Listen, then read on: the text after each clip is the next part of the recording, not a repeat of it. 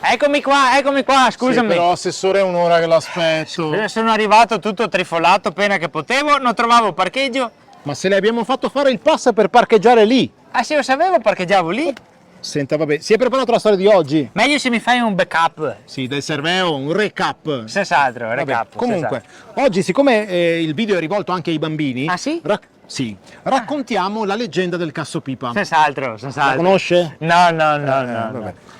Si narra che dalle lacrime di Cassiopea in Senz'altro. queste acque nacque una creatura mostruosa, il Cassopipa. Ah! No, cos'è? Ripariamoci, sta arrivando! Chi sta arrivando? Cassopipa! No, non sta arrivando. beh, è una leggenda, se sono una leggenda. Ah, vabbè, specifica.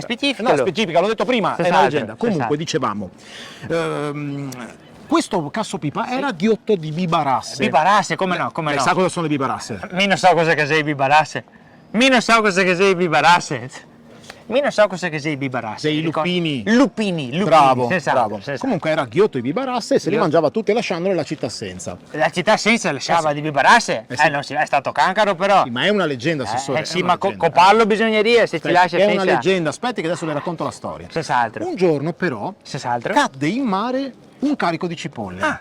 Il Cassopipa se le mangiò e poi si addormentò. Sento che anche a me mi viene su tante volte. Sì, però aspetti perché è una leggenda, le sto raccontando una specificalo leggenda. che è una leggenda. Fatto specifica. sta Sì. che così i pescatori pensarono di avere un'opportunità. già. Pensarono che se il Cassopipa si Viva. fosse mangiato le cipolle, Esatto. attirato dalle bibarasse, Eh. poi si sarebbe addormentato e l'avrebbero potuto uccidere. Coparlo bisogna. No, ho sempre però aspetti detto. che è una leggenda, assessore. Fai bene a specificarlo. E quindi cosa fanno? Prendono una padella molto grande Grande. e cucinano le bibarasse insieme alle cipolle. Ah. E così il Cassopipa le mangia e si addormenta. Guarda che sei furbi Così sei. poi lo possono uccidere, chiaro. E lo hai copato? Certo che sì. certo. Sul serio? Sì, chiaro che sì.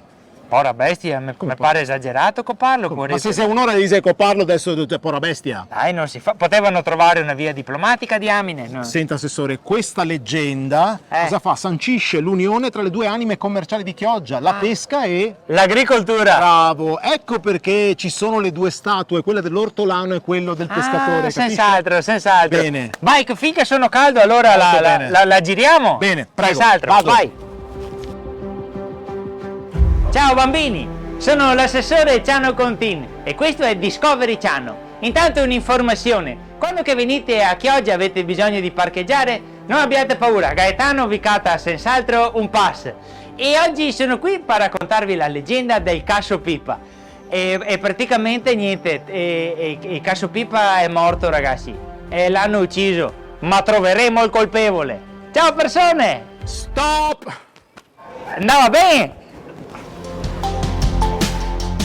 Vieni a scegliere i prodotti della terra e del mare direttamente da chi li produce e li raccoglie con passione, dedizione e professionalità.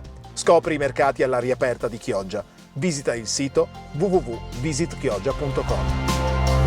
Poi è vero che ci sono pescatori e allevatori, ma ci sono anche tante altre professionalità qua a Chioggia. Certo che sì. Tipo un amico che ha una grande impresa edile da generazioni. Pensa che il nonno ha inventato il brevetto per i tetti delle case. Pensa un po'.